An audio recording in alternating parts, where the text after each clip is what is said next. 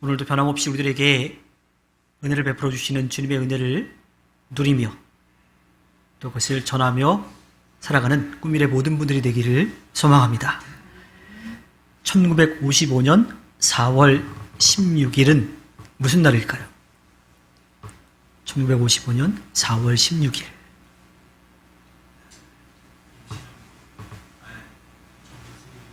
무슨 날일까요? 제가 세례받은 날입니다. 네. 제가 세례받은 날이에요. 1995년, 아니, 95년. 제가 말을 잘못했어요. 큰일 날 뻔했네. 1995년 4월 16일. 네. 그해 부활주일이고요. 제가 세례받은 날입니다. 세례에 대한 몇 가지 에피소드가 저에게 있는데요.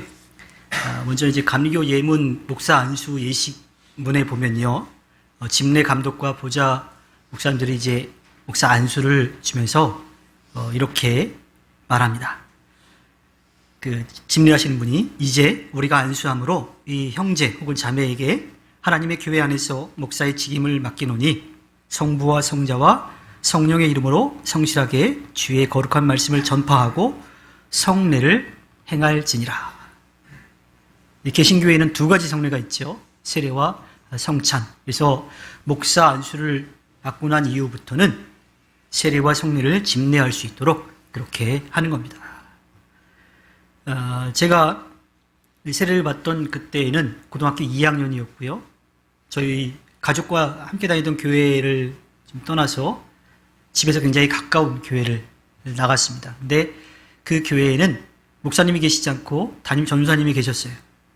근데 세례를 이제 베풀 수가 없는 거죠. 그래서 그 전도사님의 아버님도 목사님이셨는데 그 목사님이 오셔가지고 세례를 베풀어 주신 거예요.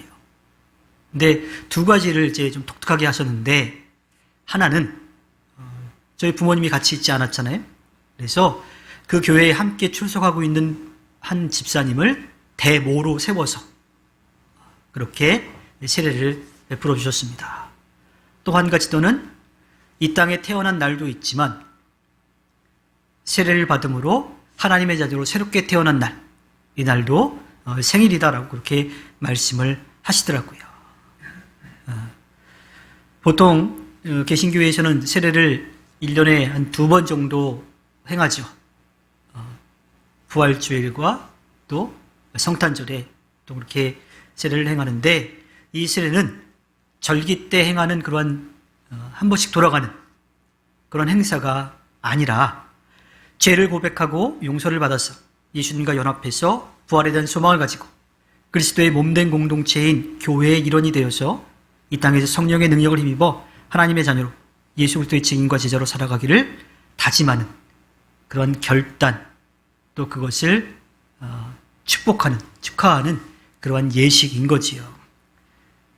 현재는 침례교를 제외하고는 대부분 세례, 약식 세례라고 이야기하기도 하는데 온몸이 다 물에 잠겼다가 나오는 그런 침례 예식이 아니라 집례자가 손에 물을 묻혀서 그리고 머리에 이렇게 그 물을 흐르도록 하는 그런 이제 세례 예식을 하지요. 이 침례든 세례든 형식만 다를 뿐이지 그 의미는 똑같습니다. 이전에 살아왔던 내 생각대로 내 욕심대로 또 내가 갖고 싶은 것을 바라보면서 살아왔던 그런 인간적인 모습에 나는 죽고 하나님을 믿고 예수 그리스도의 지인과 제자로 성령을 의지해서 살아가겠다라고 하는 새로운 하나님의 자녀로 태어난 것, 그것을 뜻하는 거지요. 초대교회에서는 세례를 받는 일이 지금보다는 아주 어려웠습니다. 지금은 여러 가지 상황에 따라서 보통은 믿음에 대한 고백을 하고 1년 정도 신앙생활을 하고 난 다음에 오는 그 절기에 교육을 하고서 세례를 이제 받는 경우가 많은데 초대교회 당시에는 세례를 받는 일이 굉장히 어려웠어요. 시대적으로 유대교와 로마의 박해 때문에 내가 기독교 신앙을 가지고 있다라고 하는 것을 드러내기가 참으로 어려웠었죠. 그래서 교회 공동체 안으로 들어오는 사람들이 있을 때 조금 조심스러운 거예요. 왜 이 사람이 유대교의 첩자나 로마의 첩자는 아닐까 하는 그런 시선으로 바라볼 수밖에 없었고요. 그래서 당시에는 대략 한 3년 정도 그 기독교 공동체 안에, 교회 공동체 안에서 잘 배우고 또 열심을 내도록 그렇게 함께 생활한 다음에, 그리고 고난주간, 그 한 주간 동안 금식하면서 합숙하는 거죠. 그래서 그때 집중적으로 신앙교육을 다시 한번 좀 받고 부활절 새벽에 물이 있는 곳에 온몸을 다 담길 수 있는 그러한 물가로 가서 거기에서 세례를 행하고, 그리고 그 다음부터 그 부활절 예배 가운데 예배 마치고 2부로 진행되는 그 성찬에 참여할 수 있도록 그렇게 한 거예요. 그 과정을 다 거쳐야 세례를 받고 정식으로 교회의 일원으로 그렇게 받아들였던 거죠. 또한 그렇게 또 결단하는 일을 쉽게 하지 않았던 이유는 자기가 그리스도인이 되었을 때에, 세례를 받고 그리스도인이 되었을 때에 유대교라든지 로마로부터의 박해를 받을 수도 있다 하는 그런 이제 가운데 자기가 정말 결단하는 거죠. 그러니까 쉽게 주지도 않고 쉽게 받지도 않았던 거예요. 그렇게 세례를 이제 받았던 거죠. 중요한 것은 내가 이전의 삶을 내려놓고 하나님의 자녀로서의 삶을 살겠다라고 하는 믿음의 결단, 또 교회 공동체가 그것을 인정해 주는 것이 바로 세례였습니다. 제가 처음 세례 교육을 할 때인데요, 여기서 멀지 않은 곳에서 세례 교육을 할 때인데, 세례 교육을 하는데 오지 말아야 될 사람이 와 있는 거예요. 그래서 깜짝 놀랐습니다. 왜냐하면 거기에 참여한 사람 중에 한 명이 신학생이었거든요. 감리교 신학대학교 입시 요강에 보면 거기에 지원 자격이 나오는데 기독교 세례 교인으로 되어 있습니다. 그래서 신학교에 간 신학생이 세례 교육을 받으러 왔어요. 저는 의아할 수밖에 없었죠. 그래서 그 친구에게 물어봤습니다. 야, 너는 세례도 안 받고 신학교 갔냐? 그랬더니 하는 말이, 세례는 받았고 입교를 안 해서 교육받으러 왔다고 이야기하더라고요. 보통 감리교에서는 만 18세 이하 유아 세례, 아동 세례 이렇게 세례를 부르는데, 그때는 세례를 받아서 세례인은 되지만, 세례 교인은 되지만 입교인은 되지 못해요. 만 18세가 넘어야 입교인이 되는 겁니다. 그래서 그 만 18세 이하인 사람은 세례를 받을 때 세례식으로 마치고, 그 이상인 사람은 세례를 받고 바로 입교식을 진행을 해서 교회의 일원으로 그렇게 받아들이죠. 이제 성인과 미성인을 이렇게 좀 나누는 그런 구분 정도인 겁니다. 그래서 그 신학생이 세례는 이제 어렸을 때 받았고 입교를 하지 못해서 입교를 하기 위해서 그렇게 교육에 참여했었던 거죠. 우리나라에 또 수많은 이 제세례파라고 하는 사람들이 있습니다. 들어보셨겠지만 이 제세례파는 종교개혁 시대와 이제 발걸음을 같이 하는데, 세례받는 사람의 신앙 고백을 굉장히 중요시합니다. 그러니까 자신이 믿음으로 고백하고 세례를 받아야 돼요. 그러다 보니 유아 세례들, 어렸을 때 자기의 의지로 믿음으로 고백하고 세례를 받지 않은 사람들의 세례는 인정하지 않은 거지요. 그래서 유아 세례를 반대해서 무효라고 하고, 또 초대교회의 전통을 지켜서 약식 세례가 아닌 침례를 하도록 합니다. 우리나라에도 수많은 제세례파가 있습니다. 어디에 있는지 아세요? 바로 훈련소에 있는 군인들이에요. 분명히 교회에서 어렸을 때 세례를 받았는데 그 교회에 가서 세례식 때 받는 간식이나 선물에 눈이 멀어가지고 세례를 다시 받는 그런 경우들이 꽤 많이 있죠. 세례의 역사적 기원을 조금 거슬러 올라가 보면요, 구약에서는 정결예로 볼 수가 있습니다.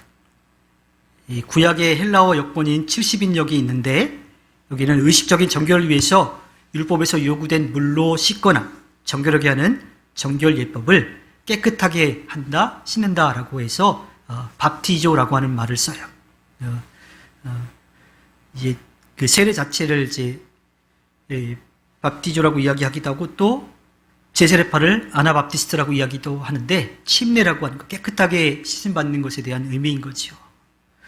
출애굽기 30장과 레위기 11장, 민수기 19장에도 다 이 제사장들이 정결하게 하는 것, 그 성전 안에 들어가기 전에 물을 받아놓고 거기에서 손을 씻고 들어가는 것, 그리고 부정한 것들을 만졌을 때에 또 깨끗하게 씻는 것들, 특히나 이제 시체를 만졌거나 동물의 사체를 만졌을 때 깨끗하게 씻는 그러한 모습들을 다 이 밥티조라고 하는 말을 쓰고 있지요. 또 유대교 전통에서도 찾아볼 수가 있는데요. 유대교인들은 이방인들 가운데 유대교로 개종을 할 때 그 사람들에게 할례를 줍니다. 남자들에게 할례를 주는데 그 할례가 진행되고 난 다음에 상처가 다 아물 때쯤 그러면 또 물가로 데려가서 흐르는 물에 가서 거기서 율법을 읽어주고 그 율법을 지키겠다라고 하는 고백을 들은 다음에 물에 잠기고 하고 그가 다시 물로 나올 때 그제서야 비로소 유대교인으로 인정을 해주는 거죠. 그러니까 세례라고 하는 것이 개신교, 교회 공동체에서부터 있었던 게 아니라 그 이전부터 유대교 또 이스라엘 사람들의 그 정결례 가운데 계속 있었다라고 하는 것을 우리가 알 수가 있습니다. 오늘 말씀은 세례 요한이 예수님에게 세례를 베푸시는 이야기입니다. 그런데 이 세례 요한의 세례는요, 단순한 정결례만을 뜻하지 않습니다. 마태복음서 3장 3절에 보면 이사야가 메시아에 대해 이야기한 것을 세례 요한이 이야기하는데요. 광야에서 외치는 소리가 있다. 너희는 주의 길을 예비하고 그의 길을 곱게 하여라. 그러니까 세례 요한이 회개하라 라고 선포했던 그것은 이 땅에 오실 메시아를 맞을 준비를 하라고 하는 선포였던 겁니다. 마태복음서 3장 2절에는요. 회개하여라 하늘나라 가까이 왔다. 이렇게 이야기를 했고요. 5절과 6절에서는 그렇게 선포하는 세례 요한에게 예루살렘과 온 유대와 요단강 부근의 사람들이 다 요한에게로 나와서 자기들의 죄를 자백하고 요단강에서 그에게 세례를 받았다. 즉 메시아가 곧 오실 것이라고 하는 것을 세례 요한은 알고 있었고 그것을 선포했어요. 그리고 회개하라고 하늘나라가 가까이 왔다라고 했습니다. 또 그 선포를 들은 주변에 있던 사람들이 막 몰려와서 세례 요한 앞에 와서 죄를 회개하고 그리고 세례를 받고 자신들이 연약한 존재임을 고백하게 되었죠. 그러니까 회개에 대한 그 용서를 구하는 회개에 대한 세례이기도 하지만 자신들을 구하러 오실 메시아를 기다리는 그러한 세례였던 겁니다. 자, 그러한 일들이 있고 난 다음에 오늘 말씀 13절에 보니까 그때 예수께서 요한에게 세례를 받으시려고 갈릴리를 떠나 요단강으로 요한을 찾아가셨다라고 말씀합니다. 세례 요한이 예수님이 오실 길을 이제 닫고 있을 때 예수님이 세례 요한을 찾아가신 거예요. 세례를 받으러 찾아가셨습니다. 이어지는 14절에 보면요. 그렇게 세례를 받으러 온 예수님을 요한은 알아봤어요. 그래서 이야기하죠. 내가 선생님께 세례를 받아야 할 터인데 선생님께서 내게 오셨습니까? 하고 자기는 못하겠다고 이렇게 말하죠. 세례 요한은 예수님이 메시아임을 분명하게 알았습니다. 우리가 앞에서도 봤던 것처럼 세례 요한의 세례를 베풀고 회개하라고 선포하고 세례를 베풀 때 많은 사람들이 몰려왔어요. 우리가 읽지 않았지만 그 중간의 내용을 또 살펴보면 바리새파 사람들 또한 사두개 사람들이 세례 요한을 찾아오는 일도 있었습니다. 왜? 사람들이 많이 몰려갔거든요. 그러니까 힘이 있는 거예요. 사람들을 모으는 힘이 있어요. 그러다 보니 당시에 이 종교 지도자들로서 사람들로부터 인정받았다라고 생각했던 그들이 볼 때에 견제 세력이 되는 거죠. 그래서 세례 요한을 감시하기 위해서 찾아왔었죠. 세례 요한은 그것을 알고 그들에게 따끔하게 한마디를 하기도 합니다. 자, 그러한 때에 예수님이 세례 요한에게 오셨어요. 그것도 세례를 받으려고 오신 거죠. 예수님의 메시아임을 알았던 세례 요한, 어쩌면 그분에게 세례를 베풀면 이런 말도 있더라고요. 백역사라고 들어보셨어요? 흑역사의 반대로 감추고 싶은 게 아니라 막 드러내서 자랑하고 싶은 그런 거. 세례 요한에게 있어서 메시아임을 알고 그분에게 세례를 베풀었다면 나중에 어떻게 될까요? 자기가 한 일도 막 드러나게 될 거잖아요. 그러니까 그때 그런 것까지 생각해가지고 세례를 편하게 베풀 수도 있었는데 세례 요한은 그렇게 하지 않았던 거예요. 우리가 예전에 하던 말 중에 국어를 배웠으면 주제를 알고 수학을 배웠으면 분수를 안다, 알아라 이런 이야기들 있죠. 근데 거기에 더 나가더라고요. 보니까 철학을 배웠으면 생각이 있어야 하고, 지리를 배웠다면 길을 찾을 수 있어야 하고, 체육을 배웠다면 행동할 줄 알아야 하며, 과학을 배웠다면 삶의 무게를 질 수 있어야 한다. 이런 말도 다 있다고 그래요. 그러니까 다 모든 것이 배운 것들을 스스로도 바른 길로 가야 되지만 다른 사람들도 같이 바른 길로 갈 수 있도록 도와주라고 하는 그런 의미인 것 같습니다. 그렇게 봤을 때 세례 요한은요, 국어, 수학, 철학, 지리, 또 체육, 과학을 다 잘 배운 듯해요. 왜? 자기 주제와 분세를 알고 자기가 해야 될 일까지만 딱 선을 긋고 지킨 거죠. 그것을 통해서 자신뿐만 아니라 다른 사람들도 바른 길로 갈 수 있도록 그렇게 도와준 겁니다.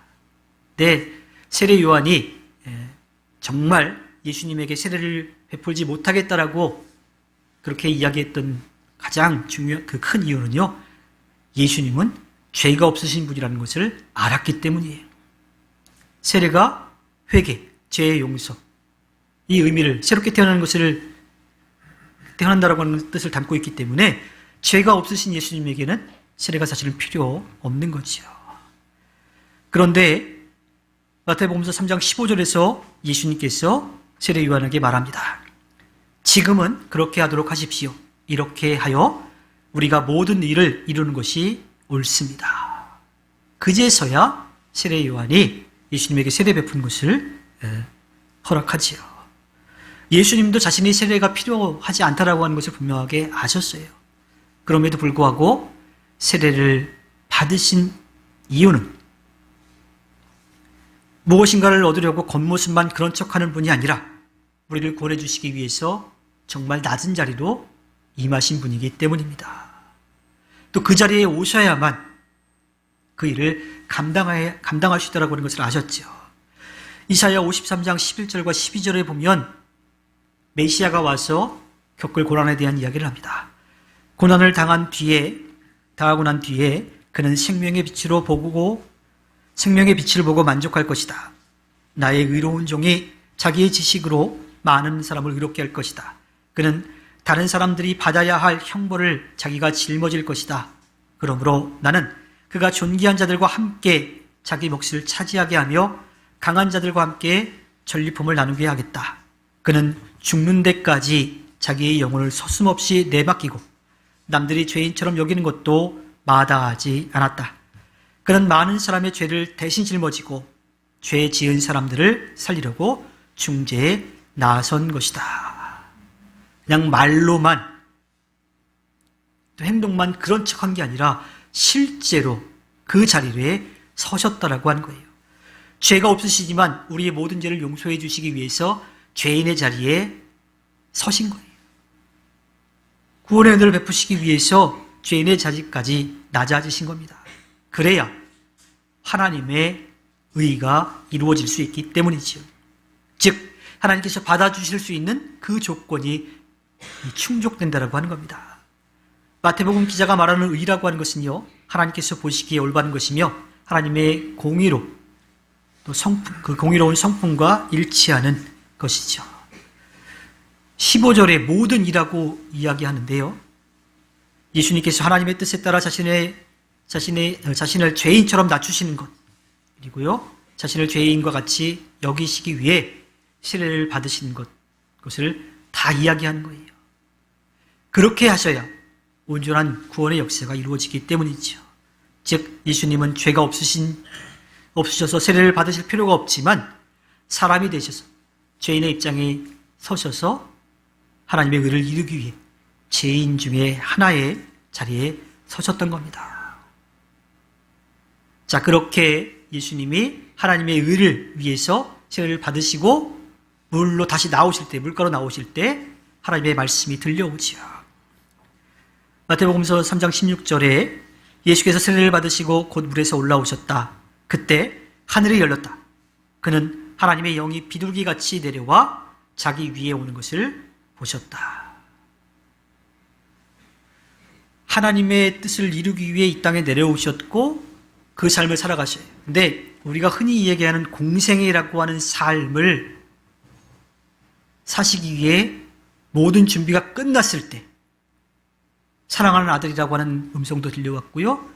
또 하나님의 영이 비둘기같이 그에게 온 것을 보게 됩니다. 근데 안타까운 건요, 그 주변에 있던 사람들은 하나님의 음성을 제대로 듣지도 못했고요. 하나님의 영이 임하는 것도 보지 못했습니다. 물론 요한복음서에 가면 세례 요한은 본 것 같아요. 요한복음서 1장 32절과 34절에 보면 나는 성령의 비둘기같이 하늘에서 내려와서 이분 위에 머무는 것을 보았습니다. 나도 이분을 몰랐습니다. 그러나 나를 보내어 물로 세례를 주게 하신 분이 나에게 말씀하시기를 성령이 어떤 사람 위에 내려와서 머무는 것을 보거든 그가 바로 성령으로 세례를 주시는 분임을 알아라 하셨습니다. 그런데 나는 그것을 보았습니다. 그래서 나는 이분이 하나님의 아들이라고 증언하였습니다. 그 다른 사람들은 같이 있었는데도 보지 못했어요. 왜 그랬을까요? 그들의 마음의 문이 닫혀 있었기 때문에 그래요. 세례 요한은 메시아임을 알았지만 다른 사람들은 그저 자기들의 아픈 곳을 치료해 주는 것 혹은 자기들의 필요를 채워줄 자신들의 어렵고 힘든 상황을 좀 이겨낼 수 있도록 강한 힘을 가진 그런 왕을 기다렸기 때문에 낮은 모습으로 오신 예수님을 메시아로 받아들일 수가 없었던 거죠. 하지만 예수님이 자신의 해야 될 일에 대한 준비를 완전히 다 마치시자 하늘에서 음성이 들려옵니다. 17절에 보면 이는 내가 사랑하는 아들이다. 내가 그를 좋아한다. 드디어 하나님께서 공식적으로 선포하십니다. 사랑하는 아들이지만 내 뜻을 거스르고 등을 돌린 너희를 위해서 내가 내 사랑하는 아들을 내어준다라고 말씀하십니다. 오늘 우리가 읽은 말씀 뒤에 이어지는 마태복음 4장 그리고 같은 내용이 나오는 공관복음서 마가복음 1장과 누가복음 4장에는요. 그 세례를 받으신 다음에 하나님의 음성을 듣고 나서 악마로부터 시험을 받으세요. 물론 성령의 이끄심 가운데 악마로부터 시험을 받지요. 이 땅에 오신 일을 하시기 위해 준비가 되자 그 일을 할 수 있는지 없는지 어쩌면 레벨 테스트 같은 거를 한 것 같은 생각이 듭니다. 근데 그 레벨 테스트를 통과하시는데요. 그 이전보다도 비교할 수 없을 만큼 뛰어난 성적으로 통과하세요. 마찬가지로 그 이후에도 있을 수 없는 아주 우수한 성적으로 그 레벨 테스트를 통과하시지요. 지금 날씨뿐만 아니라 사회의 많은 것들이 우리의 옷깃을 여미고 또 우리의 손을 주머니에 꽁꽁 싸매게 만들고 있는 그런 시대입니다. 어쩌면 우리가 해야 될 일들이 점점 더 많아지고 있을지도 모르겠어요. 근데 중요한 것은요, 그렇다고 해서 무턱대고 그냥 막 나서서는 안 됩니다. 날이 추워지면요, 이 열을 내는 그런 그 기계들은 예열이라고 하는 것이 필요합니다. 우리가 지금 쓰고 있는 온풍기도 마찬가지죠. 저걸 킨다고 해서 바로 뜨거운 바람이 나오지 않아요. 뜨거운 바람을 준비한 다음에 그제서야 바람이 나와요. 자동차는 어떨까요? 특히 디젤차 같은 경우는 차가 좀 예열이 되어야지 제 기능을 발휘하죠. 차의 히터도 시동을 걸자마자 바로 뜨거운 바람이 나오지 않지요. 대부분의 기계들은 자기가 어느 정도 그걸 할 수 있는 준비가 된 다음에 그 일을 합니다. 한 광고 카피가 떠오르는데요. 여자분들 피부 미용에 관련된 그런 제품인데 거기 김사랑이라는 배우가 나와서 그런 얘기하죠. 언니 몸 있고 뭐뭐 안 먹어요. 나도 먹는데 이런 카피가 있어요. 무엇을 하기 위한 준비를 분명히 해야 된다고 하는 거예요. 예수님도 하셔야 될 그 일을 위해서 준비하셨습니다. 이 땅에 내려오신 것, 사람들과 함께 살아가는 것, 그리고 낮은 자리에 같이 임하셨던 것들. 또 그렇게 준비가 되었을 때 하나님께서 공식적으로 그 일을 하도록 선포해 주셨고요. 예수님도 그 일을 시작하셨습니다. 우리도 주님께서 우리를 믿고 맡겨주신 그 일들을 하기 위해서 무턱대고 막 나서는 게 아니라 철저하게 준비를 해야 돼요. 그 일을 할 수 있도록 우리 스스로도 예열을 해야 되는 거지요. 특별히 세례에 대한 이야기가 나오니까요. 우리가 주님을 만났을 때에 그런 은혜와 감격으로 우리의 마음을 예열해야 합니다. 세례를 받았을 때 죄를 고백하고 회개하며 주님의 자녀로 살겠다라고 하는 그 고백으로 또 결단으로 우리의 마음을 예열해야 합니다. 주님께서 우리를 믿고 맡기신 그 일들을 하기 위해서 내가 먼저 믿음에 바로 서고 가정을 세우고 삶의 보금자리를 지키고 삶의 터전을 세워가야 합니다. 이것이 우리가 세례를 받을 때 한 주님의 자녀로 살겠다라고 하는 고백과 결단이에요. 하늘에 대한 소망이 있다 그래서 이 땅에서 대충 살아도 되는 게 아니에요. 어차피 죽으면 끝이다. 하늘나라에 대한 소망이 있으니까 이 땅의 것 아무것도 아니다라고 생각해서는 절대로 안 됩니다. 이 땅에서의 삶이 무의미한 게 아니에요. 이 땅에서의 삶도 하나님께서 우리들에게 허락해 주신 겁니다. 그래서 이 땅을 살아갈 때 성령의 능력을 힘입어 하나님의 자녀로 예수 그리스도의 지인과 제자로 살아가기 위해서 힘써야 하는 겁니다. 생각과 행동이 또 말이 그리스도를 닮아서 사랑하고 나누고 섬기는 삶을 살아가야 하죠. 내 욕심과 필요를 채우기 위한 것이 아니라 나도 살지만 다른 사람들의 필요를 채우는 삶을 살아가는 것, 그것이 세례받고 이 땅을 살아가는 우리의 삶의 모습이어야 합니다. 그런데 그 일을 위해서요, 아무런 준비 없이 하면 금방 식어져 버리고 말아요. 조금 하다가 마음이 바뀌기도 해요. 조금 하다가 상황과 형편 때문에 그냥 멈춰버리기도 합니다. 그러한 일이 일어나지 않도록 우리는 철저한 준비를 해야 돼요. 뜨거운 바람이 나오기 전에 예열을 한 것처럼 예수님이 맡기신 그 일을 하기 전에 세례를 받고 준비하셨던 것처럼 우리도 그 준비가 필요합니다. 예수님은 우리처럼 연약하지 않지만 우리와 같은 자리에 서시기 위해서 그 일을 준비하셨습니다. 그래서 하나님의 영이 비둘기같이 그 위에 오셨고요. 악마에게 시험을 받으셨어요. 그 모든 것을 다 준비하고 또 통과하신 다음에 그 일을 하셨습니다. 우리도 우리에게 맡겨주신 그 일을 하기 위해서 예열을 해야 되는 거죠. 우리가 먼저 준비해야 합니다.